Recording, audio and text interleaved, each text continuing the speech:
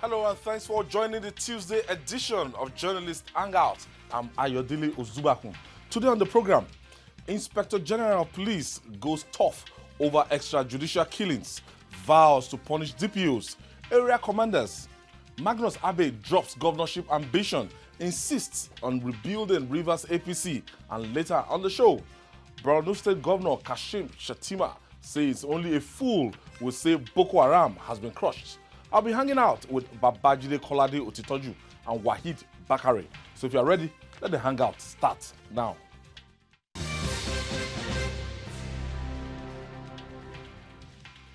Thank you for joining us. That men of the Nigerian police are gradually becoming the thorn in the flesh of citizens they are supposed to protect.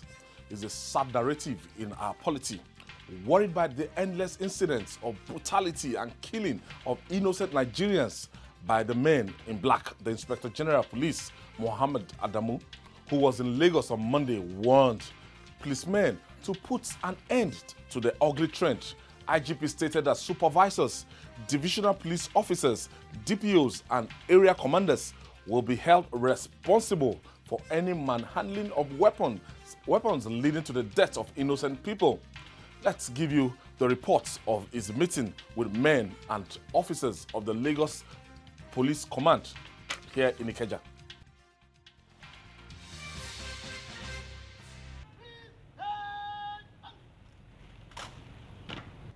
Desperate times, they say, calls for desperate actions, hence this visit.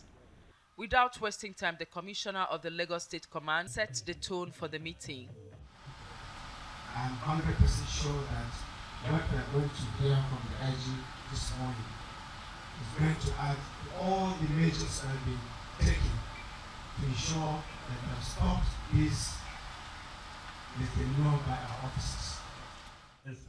And when it was time to speak, the police boss said the killings by police officers in Lagos is something that should worry any boss. So this unplanned visit. Our visit is to reinforce the extant force accountability policy, which holds any officer professionally and criminally liable for consequences of their actions, particularly if such misuse of power resulted into the death, injury, or indignity of citizens. While condoling with the families affected in anger, he told his men such action is unacceptable and anyone found wanting must pay. Any police personnel that insists on being incorrigible by engaging in abuse of his or her powers or misuse his weapon with fatal outcomes and in utter disregard to statutory provisions will be arrested, investigated, and if found culpable, shall be dismissed from service. Such personnel will be charged to court for murder. The line supervisor of such officers, including area commanders, divisional police officers, or sectional heads, shall be held vicariously liable for lacking supervision and shall be similarly sanctioned. He also promised to ensure all officers are retrained on weapon handling, human rights, and others.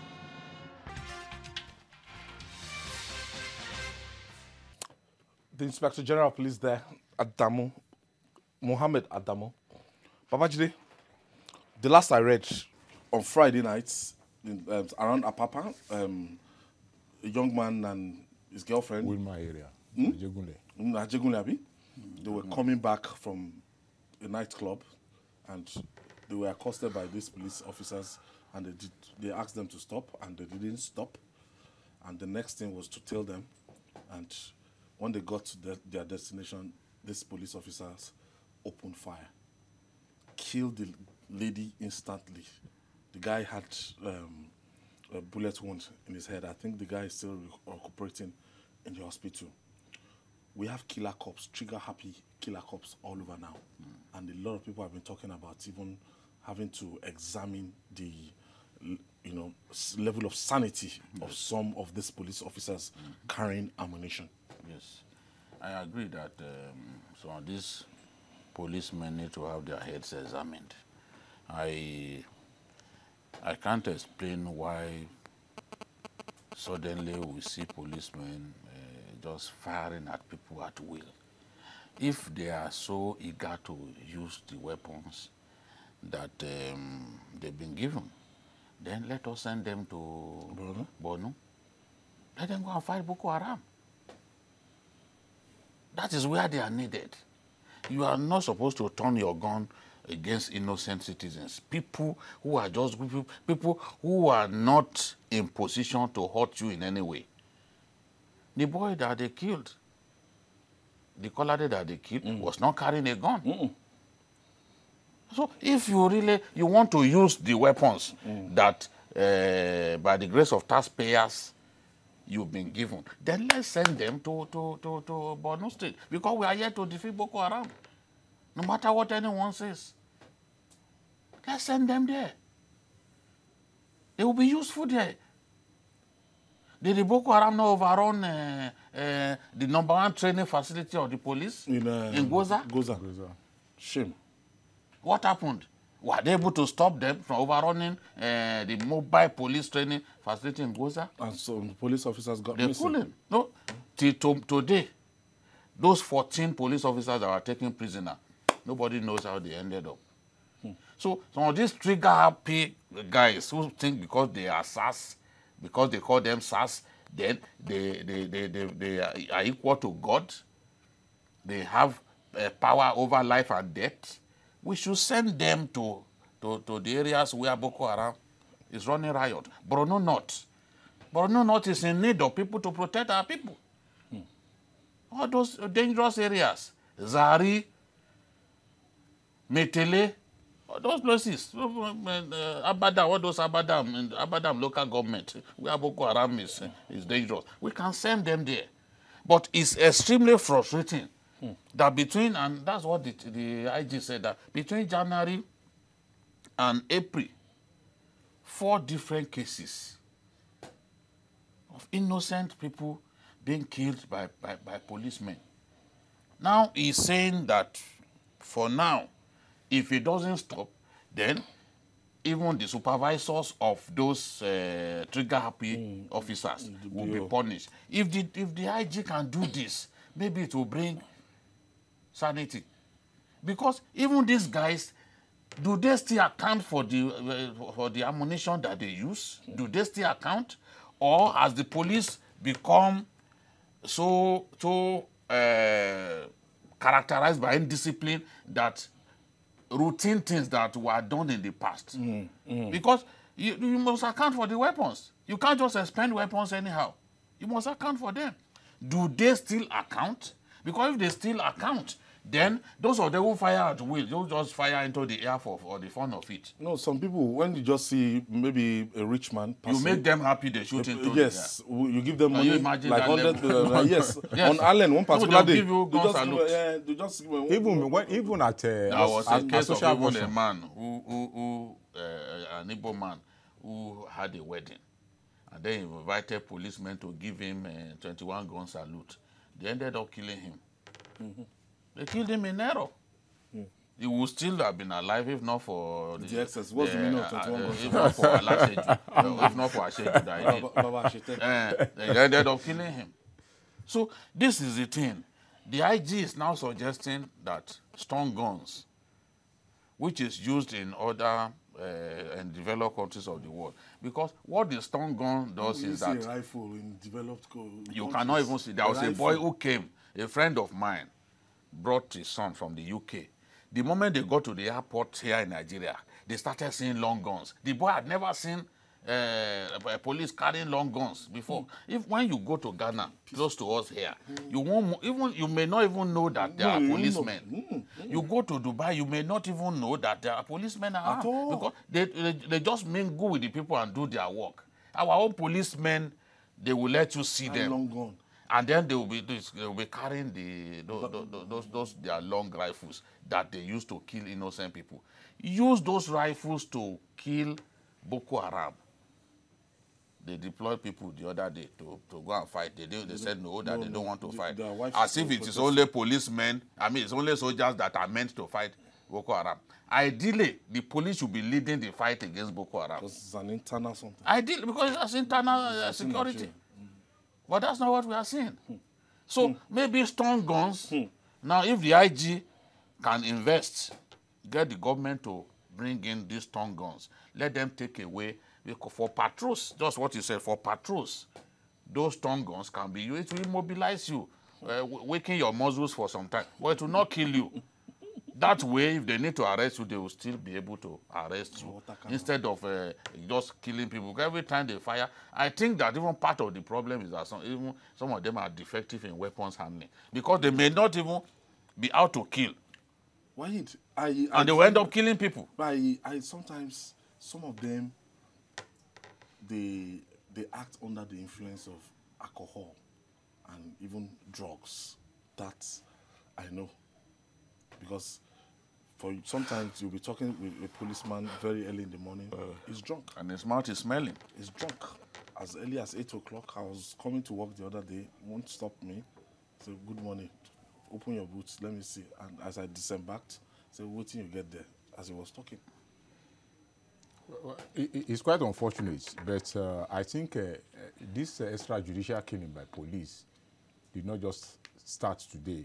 If you recall, as far back as 80s, I remember that Dele Udo, a former Nigerian athlete based in the US, was killed by a trigger-happy policeman. And I could recall, anytime there is this issue of extrajudicial killing, that thing always, I always remember vividly because we live very close to the National Stadium.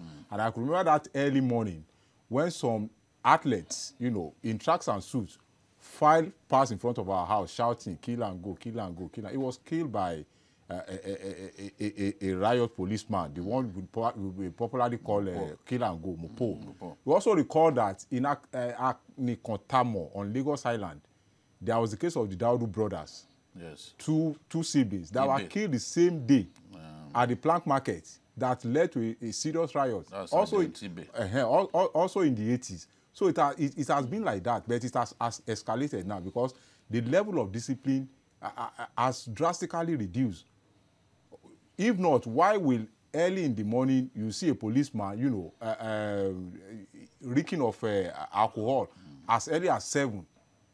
And I also recall that there was a photograph we used on the cover of our paper sometimes ago of a policeman that willingly handed over his gun to an expatriate, and the expatriate was fiddling with it, and the man was laughing, and they took photograph of it, and it was all over the social media.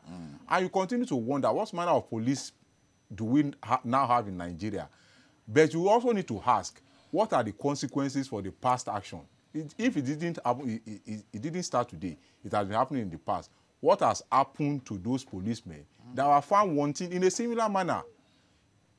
Especially if the senior officers are involved. If it is the rank and file, in a way, they look for a way to punish them.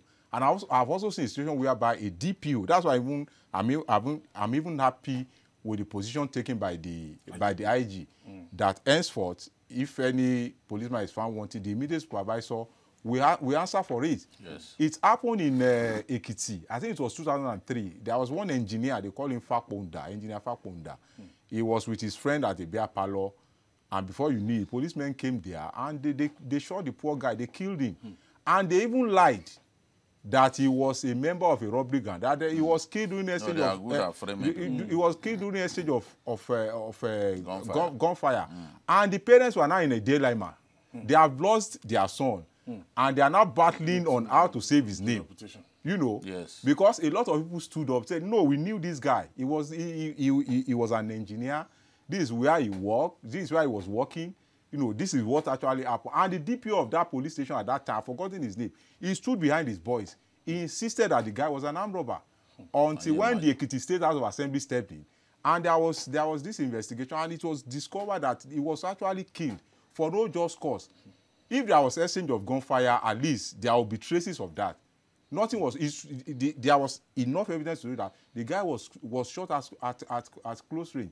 But I think the good thing is that is for our people to also learn. Once you encounter any policeman, especially at night, group of policemen, and you have to be very, very careful. Very, very careful. Don't argue with them, because you don't know the state of their mind at that point in time. And there's no point arguing with somebody who is That's having under gun, the and sun you know, and who has no control of whatever he was doing at that particular point in time. We also need to be very careful. So, Jide, when we are looking at part of police reforms and everything, we have a situation where we have over 300,000 policemen in the country, and when the Inspector General of Police is talking like this, the previous the previous Inspector Generals of Police, they've always been saying this, you know, something that will give us like a soundbite. But this man is not looking like someone that talks too much. The new IGP, he hardly talks and everything. But holding the DPOs and their area commanders responsible, what will now be the implication? So the DPOs and the area commander will have to make sure it supervises their conduct, or what? The supervision has to be better. The supervision has to be better. You have to account for the conduct of your people. It's like when you send a reporter out, you brief them, this is the job that I want you to do. And you constantly remind them that, look, don't do this, don't do that, don't do this, don't do that. So DPOs and area commanders now know that they have to constantly address their people. Before they go out for patrol, they have to be addressed. And someone must account for the actions of these guys. That is the bit that the IG is trying to introduce. And I believe that at least that will limit the number of fatalities that were needless fatalities that we experience because of this trigger-happy and irresponsible policemen. It has to stop. You see, it is not even a crime to argue with a policeman. That goes back to training. Right, who are the kind of people? Let's look at the type, except where the person arguing appears to want to put the life of the policeman in danger. But right now, I mean, what is wrong? Because you argue with SARS now at your peril. I know. You see, the thing is, that is where there is a problem. Because the policeman is not God.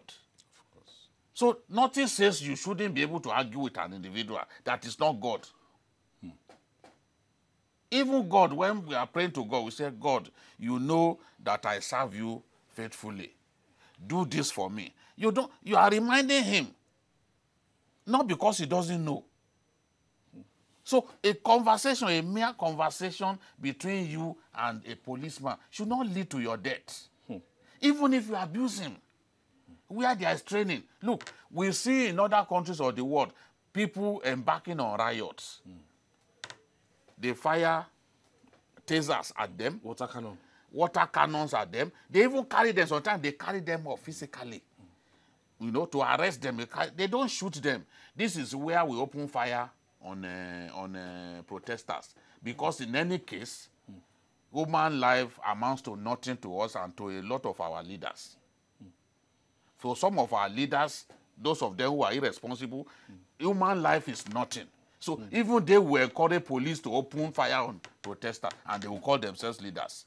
So the narrative has to change. That someone has taken it upon himself to argue with you does not mean that you should take his life.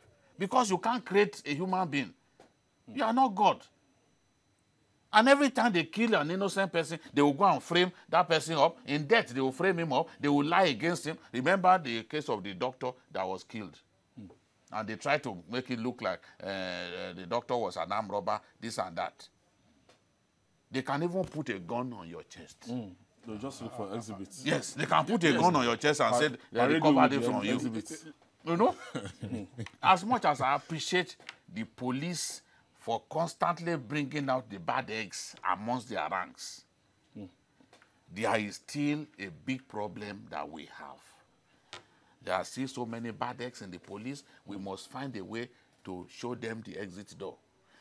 The training and recruitment into the police. The IG was talking about training. That they need to train them on human rights and all that. They've always talked to these people about engaging with the civilians, engaging with the civil populace. The policemen see themselves as superior to civilians. That's why even that training, what they are told, does not go into their heads. They think that you must not argue. Who are you that they should not argue with you? Do you have two heads? Even Dangote does not have two heads, as that boy sang in his song. So what are they talking about? You should not take anyone's life because he had the guts to argue with you. No, it's wrong. Abroad, we see people argue with policemen. The only time when they shoot and they are permitted to shoot is if it appears that that person is bending down. So they will think he wants to pick a weapon. Something. And if the life of the policeman is in danger, he has a right to shoot. So we too must aspire to get there. We send policemen abroad for training. For training, and in some cases on peacekeeping missions. Do they see those things that they come to do here? Do they see those things being done where we send them for training? A lot of them, including the leadership of the police, have benefited, have been in Interpol, have gone to advanced countries for training. This training should come down here. But when you look around, even the training facilities of the police, what is the state of those training? You can never train a decent policeman in the kind of environment that we have. Some of those training schools, training for investigation of crime and all that, so those training schools have been shut down. They are not even working now. So if this IG wants to really do something great, he has to look at some of those training schools that are not functioning now.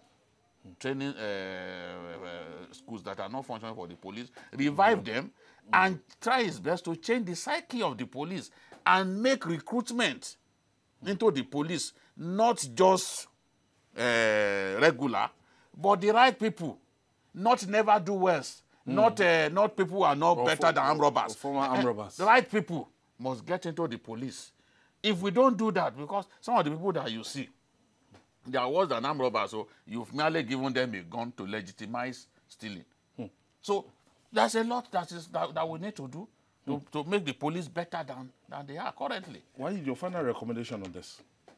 I think I hope this is not what I call an initial grab by the IGP. When they come on board, they try to placate us with some measures.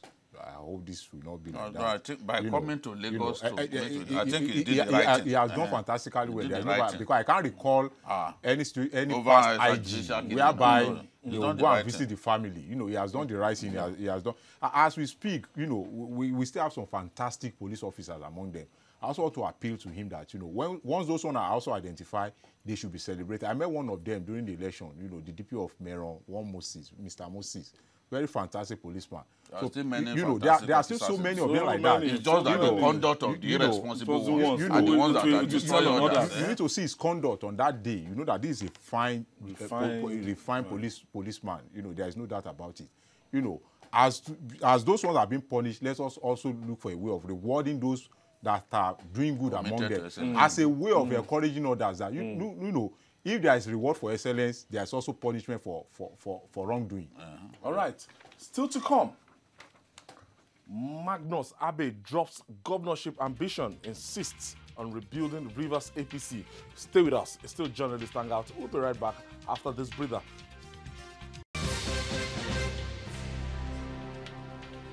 Welcome back. This is Journalist Hangout. In case you're just joining us, we are reaching you live from the best television station for the year 2018-2019. Political power thrives on alliances, but the political alliances that have shaped politics in River States for some years is like friendship turned sour. Personal ambitions pitch the power brokers in the state chapter of the All Progressive Congress, APC, against one another in the run-up for the 2019 elections. Their games have become the party's loss. However, one of the gladiators and a former governorship aspirant, Senator Magnus Abe, has decided to sheath a sword. At a party gathering in Port Harcourt, Senator Abe said he has dropped his ambition to become the state governor and declared that it is time to rebuild the APC in the states. Ordinarily, Babajide, APC in River States, when somebody is programmed to fail or self-destruct button is pressed, is activated, immediately the Minister of Transportation started this man will not be the governor, this one will not be the governorship candidate within his party. Not even using his influence to conduct a free and fair primaries. It would have just been, okay, Toye Cole, file out, I'll use my influence, I'll be with you, and allow Magnus Abe, both of them, let them file out the best person who should carry the day. But at the end of the day, Senator Magnus Abe started this, court thing, and ultimately, APC was denied that opportunity of contesting for the governorship election in River State. That's, the plan B was the other party and everything. But talking about APC now, nobody contested on that platform for 2019 election. Yeah, nobody. And you see, it is easier for Wike and Magnus Abe to come together than for Amechi and Magnus to come together at this time. Why? Whether we like it or not, Magnus's actions by going to court and standing firm against Amechi played into the hands of Wike and helped Wike to get re-elected. That is a fact. So now, if Magnus tells Amechi that he wants to reconcile with him, he's not likely to believe him. If Amechi too tells Magnus that, look, it's about time we came together, he's also not likely to believe. So much water has passed under the bridge. These two persons are, in my view, almost totally irreconcilable. Now, when Magnus talks about reconciling the APC, he's trying to give APC leaders the impression that, oh, I'm not desperate to leave the party. I still want to remain in this party. But it's actually his faction that he can talk about. He can't talk about reconciling the entire APC. Because how do you reconcile Amechi's people with you? As far as the whole exercise went, there's no way. Before now, they have been calling Magnus a traitor. If you speak with people who are close to Amechi, it's die-hard supporters. The Chidi Lloyds of this world. There's no way they will describe Magnus by any other name beyond a traitor. So who are the people that he wants to reconcile with? These are nice sound bites, nice things to hear, only to members of his own faction, which is the Peter Odike faction of the party. So it is only a fraction or a faction of the APC that you can expect to be reconciled. You can say, okay, let everybody remain on side because we want to remain in this party. And what is the body language of the leadership of the party? The leadership of the party, especially Oshiomhole, does not look like it is so munchy with. You can't even see signs that Oshiomhole, for example, is chummy with both men. Of course. The signs are not clear. You understand? Because if in his speeches, in his conduct, he appears to be aloof on the Rivers matter, and that itself could be strategic. It could be deliberate. You understand? Because if he wanted to throw his weight behind Amechi, he would have said, yes, we support, since we've been denied the right to vote, we have the right to support any party of our choice. When Amechi decided to support the AAC candidate. Yes. But what did we hear? Oshiomhole said APC has We are no. not in any alliance with anybody. So this is what we are facing. Magnus Abe is just playing politics. he can only reconcile his own side. Whether for 2023 or for 2027, if Amechi and Magnus remain in the APC, I do not see how they can reconcile. Because if we know both men very well, they've made this is a battle. You need to, this is a battle for which you can say they've reached the point of no return. And it's the same attitude with their supporters. You may even, as the leader of the group, want to reconcile. How about your supporters? Are they positively inclined towards reconciliation? So the problem in the APC in Rivers State is that big, is that complex, that clearly, talking about what is going on, you remember that even the PDP, they offered him the senatorial ticket, but Magnus turned it down. He preferred to continue to fight. Maybe he will end up in the PDP. I don't know. I can't predict that. But some people will tell you that it's close to Governor Wike.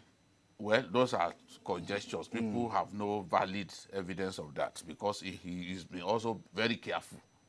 He does not play that card openly for anyone to see, you know, so that it does not also hurt his standing with some leaders of the party that appear to support him. You understand? So he is playing politics well. But there is a bigger need to reconcile the APC in Rivers State. And in my view, that has to be led by the national leadership of the party.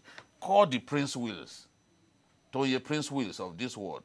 Call the Chidi Lloyd, call Dakuku, call all of them. It's the national leaders led by Buhari that can make that true reconciliation happen. An individual among the two contending groups can't just simply say, oh, we are reconciling APC. He can only talk about his own faction. The other people are watching. They will just be shaking their heads out. What is he talking about? Because that Amechi, I don't see how Amechi can be impressed by this statement from Magnus Abe. And I know that in his heart of heart, even Magnus knows that Amechi will not take what he has said seriously. Drop my ambition. Wahid, what do you think make of the crisis? Well, this is a case of ego fuel political party battle, you know, involving two gladiators who were driven mostly by vaulting ambition. You know, politics is about give and take, and it's really helped them in 2015. But this time around, they find it difficult to do the same. You also you recall that in 2013, when Amechi defected to APC, he went with his political structure. As at that time, Magnus Abe was the SSG. He also wanted to be the governor at that time. But after much horse trading, you know, he was asked to go for the senatorial seat, while Dakuku Peter's side, you know, reps through the party. He had been in the Senate. At the time of the defection, he was already in the Senate. So, you know, because of that, they were able, along the line, they lost the APC governorship ticket to election to Wike, while Magnus Abe retained his seat, you know, in the Senate. You know, so it was about give and take then. But we now have a situation whereby in 2019, nobody was willing to give away anything. It's about, it's either we have it or nobody will have it. That was exactly what happened. And that was what, like Jide said, gave the governorship ticket, the governorship seat to Wike on a platter. Because whatever his worries were before the finally split, they were no longer there. Because you have a situation whereby they did not even have any candidate. For the first time, you know, a ruling party at the national level is a disgrace that a ruling national party, you know, was not able to present any candidate in any of the election. In a key state like that. In any of the election. So, you know, that thing, I don't know how they want to do it because, you know, they rarely forgive each other or one another, politicians. Sorry, because now, if you now say 2023, they want to reconcile. Who gets what now? That question will still come up. Will it be possible for Magnus Abe to totally forget his gubernatorial ambition? Oh, he has even said, You know, he was saying then that they should yes, not, that when they say said, to when you hear APC, do not say change, Magnus don't say Magnus for Agbe governor. for 2023. Do not say Magnus for 2023. Do not say anything. Say Just change. say change, which That is the slogan of our party. But can we really take that to the bank? That when the time comes, he won't, you know, he won't want to go back to his ambition. At least for you know, now. I want to realize it. You know, it is their loss, you know, eventually became the gain of Wike and PDP. You can see the way they are having all the clean sweep.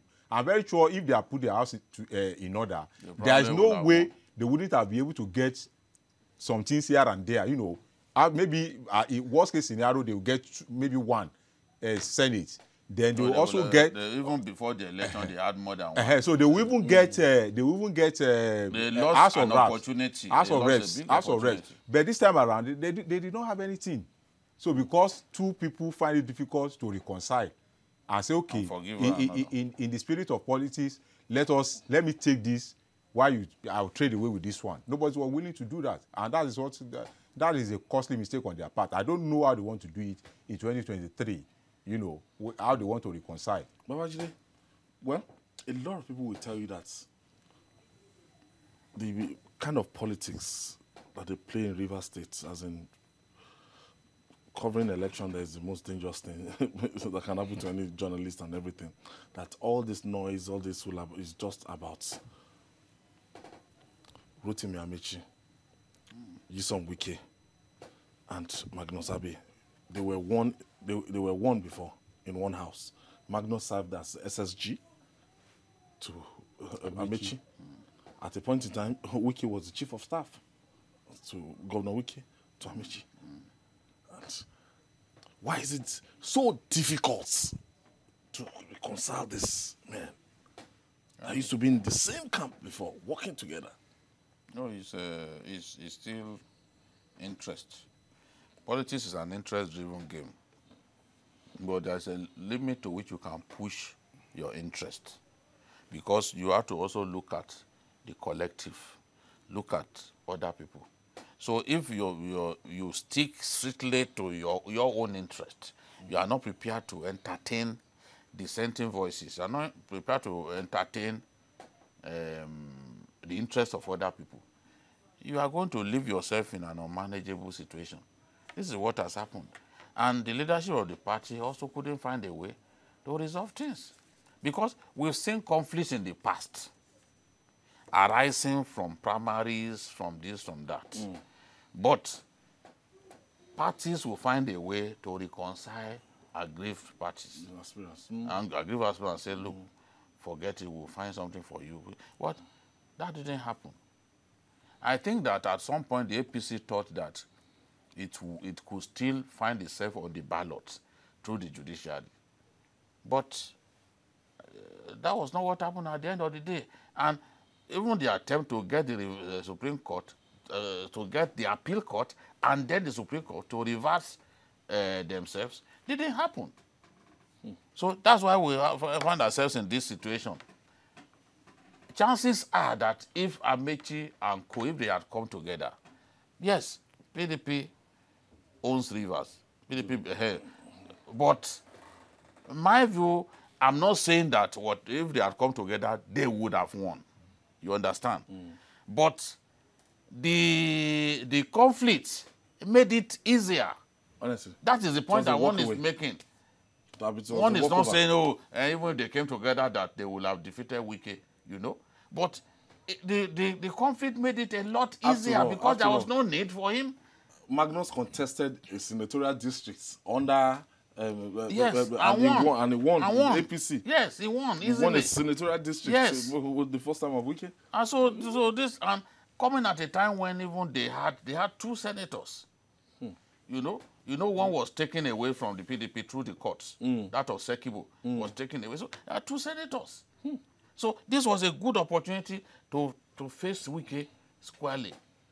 And they couldn't reconcile.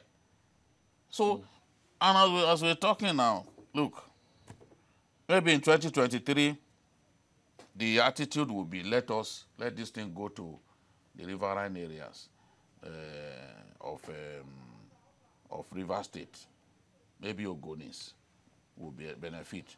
At that point, a big decision could then be made by someone like Magnus, whether to go and work for Wike or to contest on the platform of another party. But as long as these two men are together, I don't think that it's that easy to reconcile them. It's going to be really, really tough. Okay, on a final note, Nigeria is yet to come to terms with the Boko Haram quagmire, despite its deadly assaults on our collective aspiration as a country. The question of whether or not the insurgents have been decapitated usually stirs hot debate among citizens. But Borno State Governor Kashim Shettima, whose territory the Boko Haram turned into the theater of war, is out with the bitter truth. In a chat with journalists in the extraordinary summit of the Conference of Sahel-Sahara States in Chad, Governor Shettima admitted that appreciable progress has been made in the battle against insurgency, but stated that only a fool will say Boko Haram has been finally crushed. He said, and let me quote him, "They are still there in the interland wreaking havoc. That cannot be far from the truth." Wahid.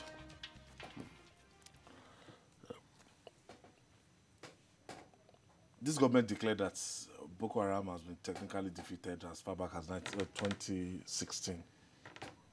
And they even went on tour, went around when Sambisa Forest was said to have been taken over.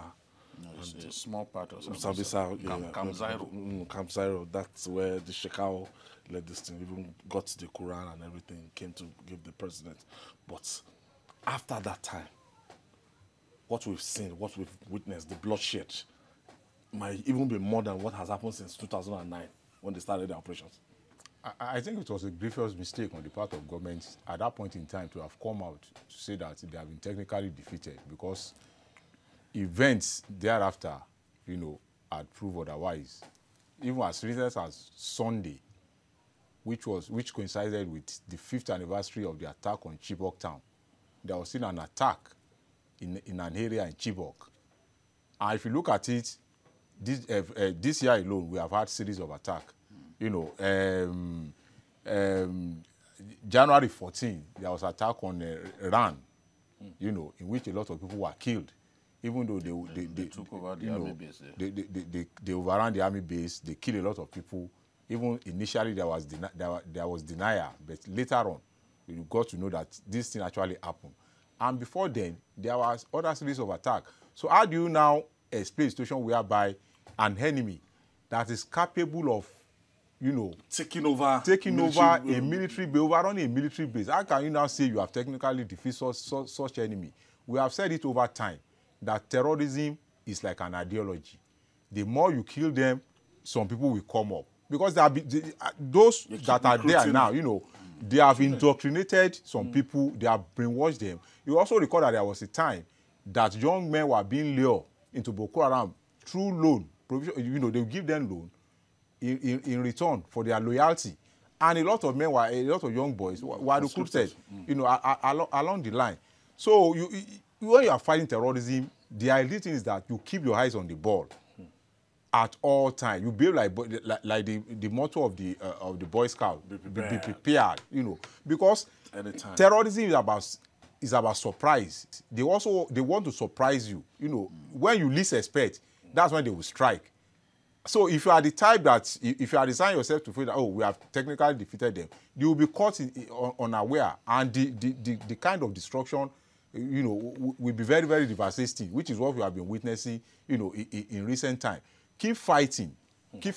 Terrorists are not bothered about conventional Geneva Convention on War, whereby you talk about maybe you bring on some level of decency. They are not bothered about that. They are not bothered. They are ready to kill women. They are ready to kill young girls. They are ready to adopt anybody, as long as it suits their purpose. And that is the mistake we continue to make. Let's focus on the fight and stop all this distraction. There's no doubt about it. We have made some gain. But what is more important is the sustainability of the gain we have made. You know, let's consolidate on the achievement we have made. Instead of all this media propaganda, we have technically defeated them. How? Chide, in the last 2-3 months, it will be difficult to say they've not made gains, substantial gains, in terms of even with the effort of the joint multinational forces and everything. And they've tried to stem the tide and roll back all the, their losses in the past. But it's still not enough. We still have attacks here and there. They've made gains. We've made gains. And a lot of those gains were actually made before the 2015 election. This is a fact. And as a student of history, I'm prepared to challenge anyone about. A lot of those big gains were made before the election. 2015? Yes. All the big towns. Under the all the PDP big towns administration. like Goza, like Monguno, like Mafa, like Dikwa, all of them were Gamborungala were captured before the election. And Boko Haram didn't take them back. Today, Monguno, where we have the headquarters of the 7th Division, it was captured before the election. All that you need to do is just Google it. Nigerian Army captures Goza. You will see the date of the story. Just try it. People give the impression that all of those gains were recorded under this administration. It's a lie from the pit of hell. It's a lie. So, but the truth is, the kind of attacks that we used to have, especially those terrorist attacks, outside of Borno, they are no longer happening. We give credit to government for that. Although that, in a way, is also a change in strategy by the enemy. Because the enemy knows that it will suffer death in the final analysis if he continues to maintain his cells across. He cannot continue to maintain those cells. You understand? So it has had to focus its energy on Borno and Yobe. They occasionally they attack in Adamawa, but rarely these days. So it's a strategy thing, which is the same thing that Al-Shabaab did in Somalia.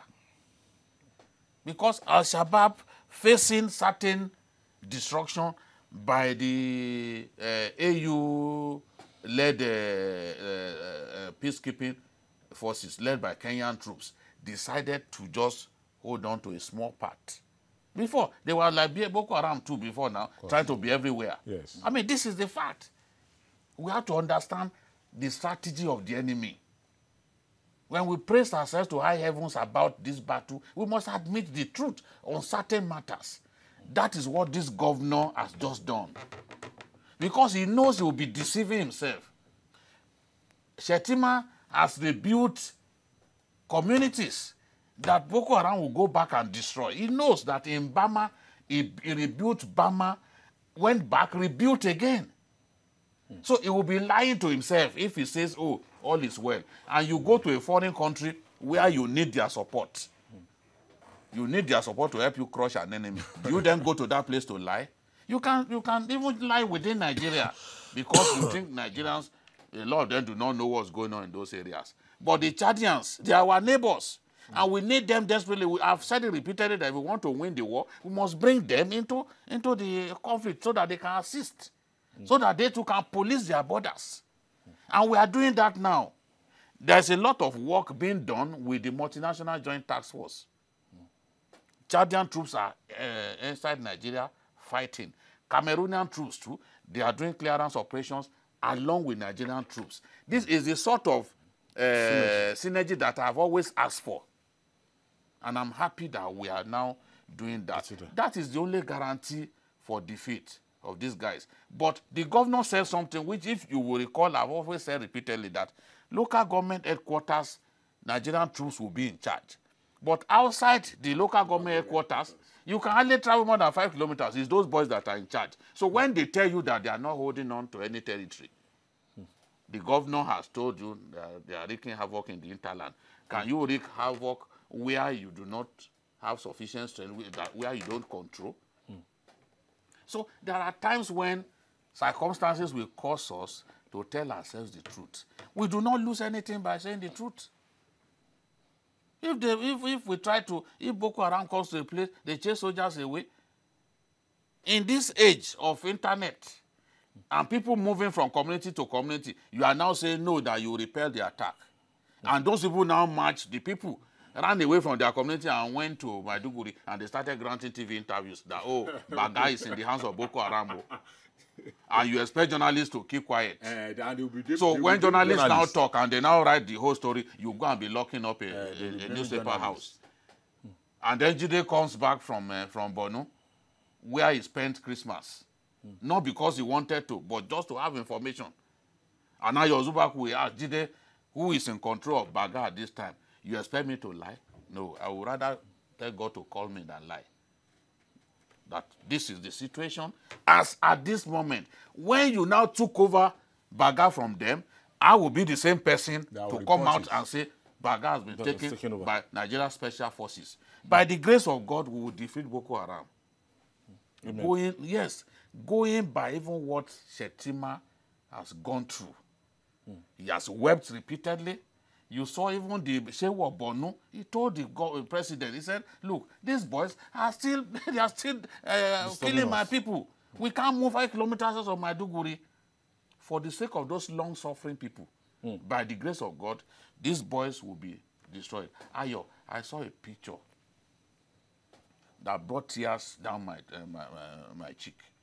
Boko Haram kneeling down soldiers. Did you see that picture? I saw it.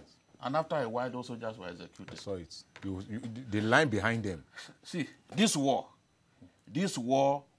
whatever is going on, we must just do our best to defeat these people. It must not go on and on and on. The administration, the president has promised weapons.